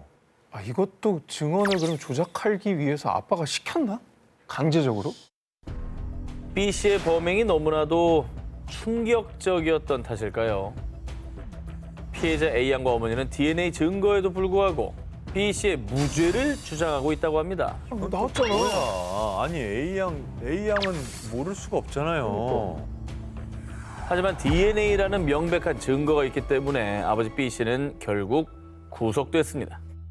아니 DNA 증거가 있는데 이 사실을 부정하는 거는 그건 뭐죠? 난 진짜 이 상황이 이해가 안 되는데. 그러니까 믿고 싶지 않기 때문에 좀 거짓말을 일부러 꾸며내고 이걸 또 믿게 된 게 아닐까? 그럴 리가 없어였겠죠. 2011년 영국의 한 공원. 17세 소녀가 의문의 남성들에게 성폭행을 당하는 사건이 발생했습니다. 신고를 받고 수사에 착수한 경찰은 다행히 피해자의 옷 등에서 범인의 DNA를 확보. 이 DNA를 토대로 검찰은 용의자였던 마흐메드와 아프탑을 기소했는데요. 하지만 두 사람 모두 범죄 사실을 부인. 수사가 난항을 겪게 됐습니다. 아니 앞서 기사와도 마찬가지로 DNA라는 확실한 증거가 있는데 범행을 부인한다고 해서 수사가 왜 난항을 겪죠? 증거가 있는데. 그런데 말입니다. DNA를 증거로 분명 두 사람이 기소됐는데 피해자의 옷에서 검출된 건 단 하나의 DNA. 기소된 두 남성 중 한 명은 죄를 저지르지 않았는데도 억울하게 기소된 상황인데요. 검찰이 범인을 특정하지 못하고 두 남성을 함께 기소한 이유. 마흐메드와 아프탑 두 남성이 사실은 일란성 쌍둥이였던 겁니다. 요거는 구분이 안 되지. DNA가 똑같으니까. 똑같잖아. 현재는 과학기술의 발달로 일란성 쌍둥이도 DNA가 100% 일치하지 않는다는 연구 결과가 나오긴 했습니다. 하지만 그 돌연변이 유전자가 워낙 미미하기 때문에 쌍둥이 DNA 분석은 아직 법원에서 일반적으로는 받아들여지지 않고 있는데요. 진범이 대체 누군지 사건은 혼선을 빚는 듯 했지만 결국 진범이 밝혀졌습니다. 추가 조사 결과 쌍둥이 중 한 명인 아프탑의 알리바이가 확인됐습니다. 범행 시각, 아프탑의 휴대폰 위치가 범행 장소가 아니었던 건데요. 그렇게 범행 현장에 있던 진범은 또 다른 쌍둥이 마흐메드인 것으로 밝혀졌고요. 결국 2014년 마흐메드는 징역 10년형을 선고받았습니다.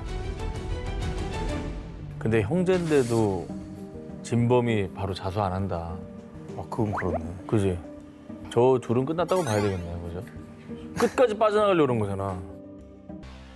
1956년 1월 어느 날 미국 몬태나주 그레이트 폴스 한 공원 인근에서 10대 남녀 보글과 컬리츠키가 무참히 살해됐습니다. 두 사람 모두 총을 맞아 사망. 부검 결과 이 소녀 컬리츠키에선 성폭행 흔적까지 발견됐습니다. 50년 되면 뭐 DNA 기술이 있겠습니까? 범인을 잡을 방법이 있나요? 뭐 총탄 같은 뭐 다른 증거는 없었던 건가요? 그 어떤 단서도 찾지 못했고요. 결국 사건은 미제로 남았는데요. 그런데 2012년 경찰이 이 사건을 재조사. 과학수사의 발달로 과거 피해자 컬리츠키 부검 당시 확보한 증거에서 이 범인의 DNA를 확보하는 데 성공했습니다. 경찰은 이 DNA 증거를 토대로 2019년 컬리츠키의 이웃 케네스 굴드란 남성을 용의자로 지목했는데요. 수십 년간 미제로 남아있던 사건이 드디어 밝혀지나 싶은 순간. 그런데 정말 안타깝게도 용의자 굴드는 2007년에 이미 사망. 심지어 화장까지 한 상태였습니다. 근데 굴드가 진범은 맞을까요? 사실 이 경찰이 굴드를 용의자로 지목하기까지도 쉽지 않았습니다. 굴드는 범죄 전력이 없었기 때문에 범죄자 DNA 데이터베이스에 정보가 등록되지 않은 상태였습니다. 하지만 경찰이 그를 용의자로 특정할 수 있었던 건 상업용 DNA 데이터베이스 덕분이었는데요.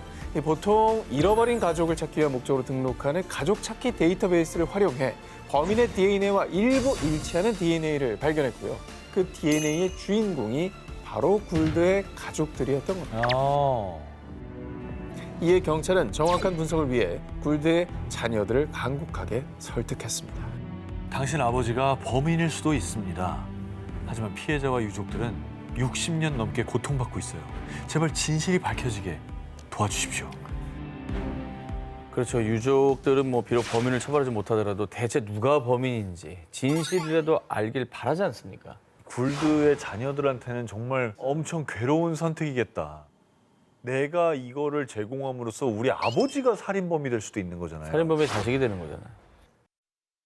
결국 굴드의 자녀들은 진실을 밝히기 위해 DNA 채취 검사에 응했습니다. 그 결과 사건 발생 65년 만에 사망한 굴드가 진범이라는 사실을 확인했습니다. 진범을 결국 찾았군요. 찾았네요, 진짜. 피해자의 유족들은요. 65년 만이긴 하지만 적어도 누가 그랬는지 진실을 알게 됐잖아요. 이제라도 진실이 밝혀져 조금이라도 억울함을 풀게 된 것에 감사를 표했습니다. 발전한 과학기술과 경찰의 끈질긴 집념 덕분에 65년 동안 가려진 진실을 밝힐 수 있었습니다. 1994년 11월 28일 영국 경찰서로 걸려온 신고 전. Headquarter police. My son hasn't come back from school yet. Pardon? I said a report of my son missing. He hasn't been back from school. Right. 하지만 다음 날 실종됐던 6살 소년 리키는 숲속에서 잔혹하게 살해된 채 발견됐는데요. 정말 기괴하게 리키의 시신은 나체로 이 마치 별 모양처럼 양팔과 양다리를 크게 벌린 상태였습니다. 뭔가 약간 그 종교 같은 거 결부된 거 아니에요? 뭔가 범인의 메시지 같기도 하고요. 수사에 착수한 경찰은 사건 2달여 만인 1995년 1월 용의자를 체포했습니다. 그런데 너무나도 충격적인 용의자의 정체. 바로 리키의 엄마. 실종 신고를 했던 루스였습니다. 아니 엄마가 범인이라는 증거가 있는 거죠? 발견된 시신의 모습은 마치 레오나르도 다빈치의 인체 비례도를 연상했는데요. 그런데 엄마 루스의 집에서 이 인체 비례도 그림도 발견이 되어버렸습니다. 자, 이에 경찰은 루스가 집에서 아들 리키를 살해한 후 숲에 유기했다라고 밝혔습니다. 그런데 말입니다. 수사 결과 밝혀진 사실. 평소 루스는 어린 아들인 리키를 학대. 리키는 지역 아동보호 등록부에도 이미 등록된 상태였습니다. 그러면 결국엔 살해한 뒤에 뭐 수사에 혼선을 주려고 이상한 진술했다. 이런 거 아니에요? 2000년 루스에 대한 법원의 최종 판결이 내려졌습니다. 루스의 아동학대 혐의는 유죄. 하지만 살인 혐의는 무죄를 선고받았는데요. 루스가 아들 리키를 살해했다는 결정적인 증거가 없었기 때문입니다. 그렇지. 증거가 없잖아. 리키 살인 사건은 무려 20년 동안 미제 사건으로 남아 있었습니다. 그러던 2015년 리키 살인 사건 재수사가 본격적으로 시작되며 드디어 진범을 체포했습니다. 엄마? 진범의 정체는 사건 당시 13살이었던 이웃 제임스 왓슨이었습니다. 엄마 아니었네. 13살이? 증거 있어요? 재조사 중 피해자 리키의 옷에서 검출된 DNA가 왓슨의 DNA와 일치했던 겁니다. 사실 왓슨은 사건 당시 경찰의 용의 선상에 올랐지만 리키를 만난 적이 없다라고 진술. 그리고 당시 엄마 루스가 유력한 용의자로 지목되면서요. 왓슨은 이 가볍게 용의 선상에서 벗어났는데요. 21년 만에 다시 용의자로 지목된 왓슨은 리키를 만난 적이 있다고 진술을 번복. 말 바뀌었네. 하지만 살해 혐의는 완강히 부인했습니다. 오호, 말이 바뀌었다는 거는 이거는 조금 이상한데? 그리고 왓슨의 형 앤드류가 왓슨이 생전에 리키 집에 수차례 방문했다고 진술. 또 1994년 살인 사건이 있기 몇 달 전 왓슨이 리키의 동급생을 성추행한 혐의도 확인했습니다. 결국 리키 살인 혐의로 기소된 왓슨은 사건 발생 28년 만인 2022년 최소 15년형의 유죄 판결을 받았습니다. 1961년 영국 버킹엄셔 A6 도로 복면을 쓴 강도가 한 차량을 습격, 36살 남성 그렉스텐을 살해하고 22살 여성 스토리를 강간한 뒤 도주하는 사건이 발생했습니다. 그리고 사건 발생 2달여 만에 용의자 헨리티가 체포됐는데요. 범행에 사용된 총기와 빈 탄창이 한 호텔에서 발견됐는데 절도 전과가 있는 헨리티가 그 호텔에 가명으로 투숙한 게 확인된 겁니다. 그리고 피해자 스토리의 속옷에서 O형 혈액형이 검출됐는데요. 헨리티의 혈액형도 O형. 알리바이를 입증하지 못한 헨리티는 결국 법정에 서야 했습니다. 그러니까 이제 이런 정황들이 또 나왔고 뭐 가명으로 호텔에 투숙한 것도 의심스럽고 뭔가 나오긴 했는데 혈액형은 확률상 4분의 1입니다. 부족하거든요. 당시 헨리티의 변호인은요. 헨리티는 강도, 살인, 폭행 전과도 없고 무엇보다 범행 동기가 없습니다. 또 범행 도구에서 헨리티의 지문이 발견되지도 않았다며 헨리티의 무죄를 주장했습니다. 하지만 피해자 스토리는요. 런던 특유의 말투와 차가운 목소리, 저 파란 눈동자까지 기억나요. 저 사람이 범인이 확실하다고요. 스토리의 확신에 찬 증언으로 인해 헨리티는 결국 사형 선고를 받았습니다. 사형? 이거는 피해자가 그냥 저 사람이라고 했잖아. 특정을 했죠. 그러면 지목이 된 거고 영향을 안 끼칠 수 있나요? 사형 선고 직후 헨리티의 무죄를 주장하며 재수사를 요구하는 일명 A6 변호위원회가 꾸려졌는데요. 수많은 정치인과 법 인권 운동가, 저널리스트는 물론이고 존 레논 부부도 헨리티 가족을 만나 격려. 형 집행 정지 탄원에는 무려 9만여 명이 서명했습니다. 당시 수많은 영국인이 헨리티는 무죄라고 믿었는데요. 하지만 내가 원하는 건 단 하나입니다. 제 누명을 벗겨주세요. 헨리티의 말은 유언이 됐습니다. 아이고. 끝내 사형은 집행됐죠. 아니 죽기 직전에까지 저런 말을 했다는 게 나는 굉장히 불안하네요. 아, 이게 뭐 나중에 뭔가 밝혀지더라도 이거는 이제 돌이킬 수 없는 일이 돼버린 거죠. 결국 사건 발생 36년 만인 1997년 재심이 결정됐습니다. 그 사이에 과학기술이 발전하며 DNA 대조가 가능해졌고요. 1999년 경찰이 피해자 스토리의 속옷에서 DNA를 추출하는 데 성공. DNA 대조 결과, 그 결과는 말이죠. DNA 일치였습니다. 뭐야? 헨리티가 맞았습니다. 이 진범이 맞았던 거예요, 그러면? 네. 뭐가 억울한 거야, 그러면? 결국 40여 년간 논란이었던 A6 도로 살인 사건의 진범은 헨리티라는 것이 확인됐습니다. 진짜. 충격의 말을 못 잇고 있군요. 이거는 그냥 너무 수많은 충격이다, 대중을 기만한 죄까지 추가해야 되겠네. 이거. 목격자한테 얼마나 또 비난했겠어. 네가 눈만 보고 알아? 대중들이 그 피해자를 오히려 2차 가해했을 거라고. 수많은 영국인을 농락한 살인자 헨리티. 40여 년 만에 진실이 밝혀진 뒤 피해자 스토리는 이런 말을 남겼습니다. 헨리티가 살아들어 범인이라고 털어놔도 사람들은 믿지 않을 거예요. 사람들은 보고 싶은 대로 보고 믿고 싶은 대로 믿으니까요. 1975년 12월 5일 저녁, 미국 펜실베니아주 여성 린디 수 비클러가 자택에서 성폭행당한 뒤 살해되는 사건이 발생했습니다. 당시 사건 현장에서 살해 도구인 흉기가 발견됐지만 손잡이가 수건으로 감싸져 있던 탓에 범인의 지문 채취도 할 수 없었는데요. 당시 경찰은 연식범의 소행으로 판단하고 대대적인 수사에 나섰습니다. 무려 300명이 넘는 사람이 조사를 받고 이 중 수십 명이 용의선상에 올랐지만 모두 무혐의. 범인에 대한 결정적 증거는 찾지 못했는데요. 그렇게 미궁에 빠진 진범의 정체, 사건 발생 9년째 수사에 진척이 없자 경찰은 심령술사까지 동원, 진범을 찾고자 했지만 소용없었습니다.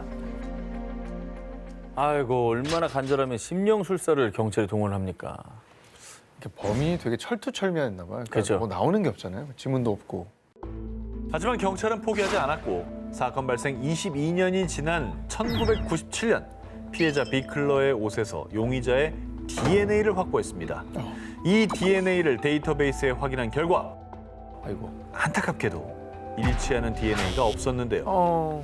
그리고 또다시 시간이 흘러 2020년 용의자의 DNA를 재분석한 결과 용의자의 조상이 이탈리아 가스페리나 출신임을 확인했습니다.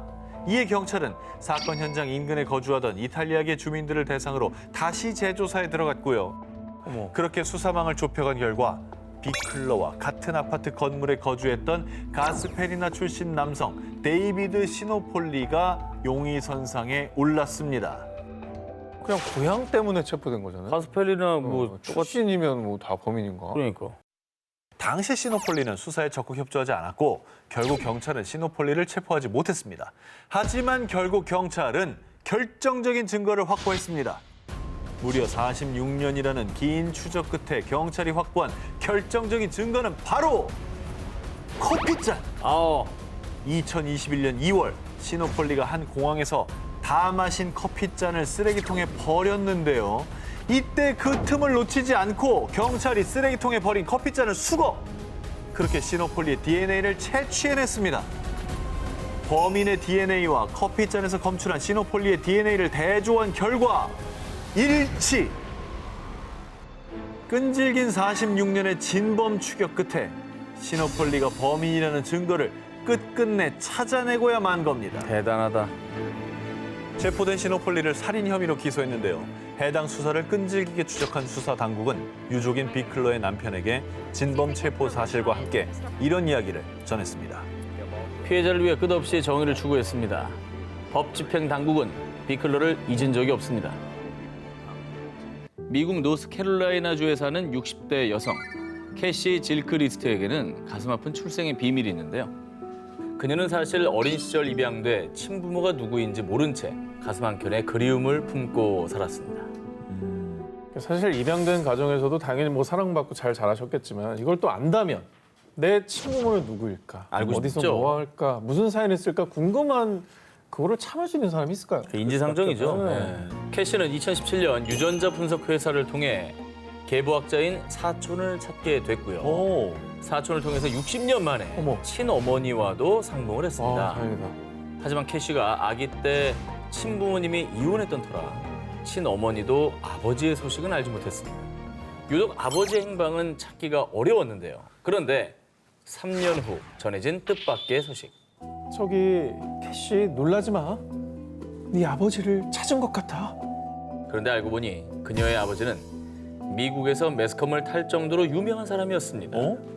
근데 어렸을 때 딸을 입양을 보냈다고요? 근데 오늘의 주제가 약간 도망자네요. 그래서요. 혹시 악명 높은 뭐 범죄자일까요? 그걸로 분명히 유명한 건가요? 악명이다. 어. 어허. 캐시가 63년 만에 어렵게 찾은 아버지는 바로 살인을 저질러 쫓기고 있는 지명 수배범 윌리엄 브래드퍼드 비숍이었습니다. 과거 캐시의 친어머니와 이혼 후 새 가정을 꾸렸던 윌리엄은 미국 국무부에서 일하는 엘리트였습니다. 그런데 1976년 승진하지 못했다는 이유로 자신의 어머니와 당시 아내, 아이들을 흉기로 살해한 뒤 시신에 불까지 지르는 잔혹한 범죄를 저질렀습니다. 어이구. 그리고 사건 이후 1급 살인 혐의로 기소된 그는 미 정부의 추적을 피하는 도망자 신세로 전락. 2014년엔 미 연방사국 FBI의 주요 수배 명단에 오르기까지 한 극악무도한 살인마였습니다. 와, 진짜 너무했다. 또 가족을 잔인하게 살해했다는 사실에 이게 어떻게 보면 나일 수도 있겠다는 그러니까 그 생각을 했을 것 하셨을 같아. 거 아니에요. 얼마나 무서워요, 그게. 너무 슬프다 이거. 2012년 9월 태국 방콕. 오토바이를 타고 근무 중이던 한 경찰관이 뺑소니 차량에 치여 숨지는 사건이 발생. 그리고 얼마 안 돼 유력한 용의자 한 명이 체포됐는데요. 사고 당시 음주운전은 물론이고 마약류인 코카인 복용까지 의심되는 상황. 하지만 어쩐 일인지 그는 구속되지 않고 석방됐습니다. 진범이 따로 있었던 건가요? 왜 갑자기 석방이 되죠? 각종 범법을 저지른 진범은 그가 확실했습니다. 음주는 물론 체내에서는 코카인 성분까지 검출됐고요. 사고 당시 시속 177km로 과속한 사실까지 밝혀졌는데요. 이런 중범죄를 저질렀음에도 범인은 단지 보석금 50만 바트, 우리 돈 약 1,900만 원을 내고 석방됐던 겁니다. 과속했죠, 음주했죠, 코카인 했죠, 뺑소니 했죠. 사망 사건에. 저게 저렇게 풀려날 일이 아니거든요. 어허. 그런 그가 구속을 피한 이유. 사고 내고 좀 스트레스 때문에 술을 좀 마셨던 거예요. 저 음주운전 안 했다고요. 경찰은 용의자의 일방적인 진술을 믿고 그를 석방. 이후 재조사를 통해 체포영장을 다시 발부했지만 이미 그는 해외로 도피한 후였습니다. 그리고 해외 도피 9년째인 2021년 태국에 개정된 마약법이 발효. 마약 불법 복용 혐의 관련 공소시효가 10년에서 5년으로 줄게 되면서요. 범인의 마약 혐의 공소시효 또한 만료, 처벌을 면하게 됐던 건데요. 아이고. 이게 뭡니까 이게? 알고 보니 그는 세계적인 스포츠 음료 레드비 창업주의 손자 오라윳 유이티아. 그의 가문은 약 23조 4천억 원의 재산을 보유해 당시 태국 내에서도 두 번째로 꼽히는 부호였습니다. 재벌 3세군요. 그러니까 우리가 뭐 영화에서 보던 스토리가 이제 실제로 일어나는 셈인데, 야 이게 진짜 좀 냄새가 나요.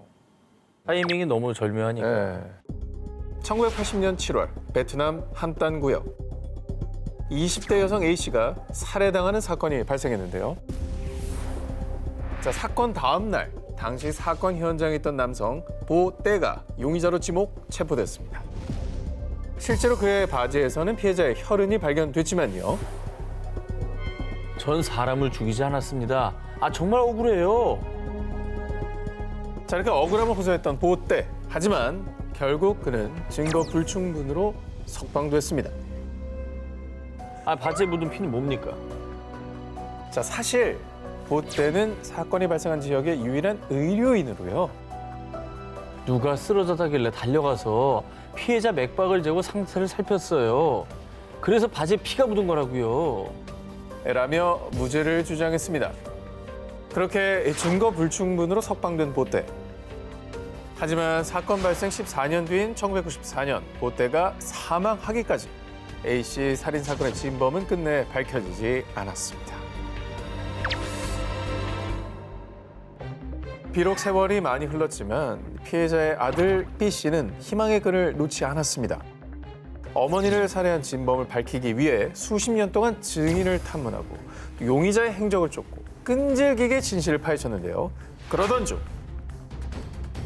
아니, 그 사람 돈 없다더니 갑자기 부자가 됐잖아. 의심스러운 정황을 파악. 결국 피해자 아들 B씨의 증언을 토대로 재수사가 이루어지면서 상황이 반전. 2022년 1월 마침내 기적적으로 진범이 밝혀졌습니다. 보떼입니까? 보떼니 아니냐가 제일 궁금한데요? 수십 년간 베일에 쌓여있던 진범의 정체는 바로 쫑딘찌, 피해자의 친척이었습니다. 딘찌는 금품을 목적으로 피해자를 살해 이후에 그는 거처를 옮겨 다니며 숨어 산 건 물론 3번 이상 개명, 나이까지 속여 공안의 추적을 피해왔는데요.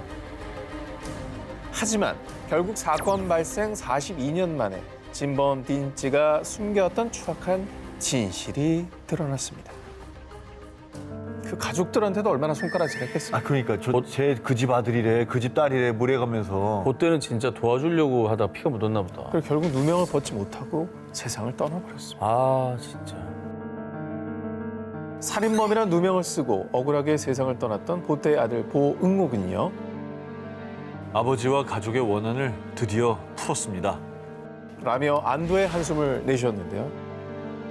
하지만 안타깝게도 진범 딘찌의 살해 혐의는 공소시효 만료로 처벌 불가. 딘찌는 법적 처벌을 면했다고 합니다. 2011년 1월 26일 시가 200억 원의 마약을 밀반입한 혐의로 수배된 남성 A씨가 중국에서 김해공항으로 입국했는데요. 야, 당당히 왔다고? 밀항한 게 아니라 김해공항으로? 위조 요건이었나요? 경찰이 쫓던 마약 사범인 A씨가 당당히 입국한 이유. 이제 와서 날 잡아봤자 소용없어. 나 이제 죄가 없거든. 당시 마약 밀반입에 대한 공소시효는 10년으로요. A씨는 공소시효 만료 시점을 2011년 1월 10일로 계산. 공소시효가 끝나고 며칠 뒤 당당하게 공항을 통해 입국한 겁니다. 아, 공소시효가 끝나면 처벌 못하니까. 계산 잘못한 거 아니야. 10년을 참 잘도 도망 다녔네. 네. 그런데 말입니다. 교활하게도 공소시효 제도를 악용한 A씨는 하나만 알고 둘은 몰랐습니다. 공소시효? 당신 공소시효 아직 끝나지 않았다고? A씨는 공항에서 즉각 경찰에 체포됐는데요. 거의 자수네 자수. 자수네. 아니 공소시효 끝난 날을 잘못 계산한 거 맞죠 제 말이? 계산 잘못한 거죠. 그렇습니다. 네. 사실 A씨와 함께 마약 밀반입을 했던 공범 B씨가 2003년에 먼저 체포돼 재판을 받았는데요. 형사소송법 제253조 제2항에 의하면 공범이 해외 등으로 도피할 경우 다른 한쪽의 최종심이 결정될 때까지 기간은 공소시효에서 제외됩니다. 맞네. 이게 조항이 엄청 많아요. 관련된 게. 그게 멈춰지는구나. 멈추는 거예요. 시간이 안 가. 거기는 안 쳐요. 그래서 해외로 도피한 A씨는 공범 B씨의 재판 기간인 1년 10개월 동안 공소시효가 정지. A씨의 공소시효가 끝나는 시점은 2012년 11월까지였는데요. 하지만 이 조항을 몰랐던 A씨는 자신의 공소시효를 딱 10년인 2011년 1월로 착각. 잘했다. 잘했네. 야 진짜 잔머리 쓰다 걸렸네.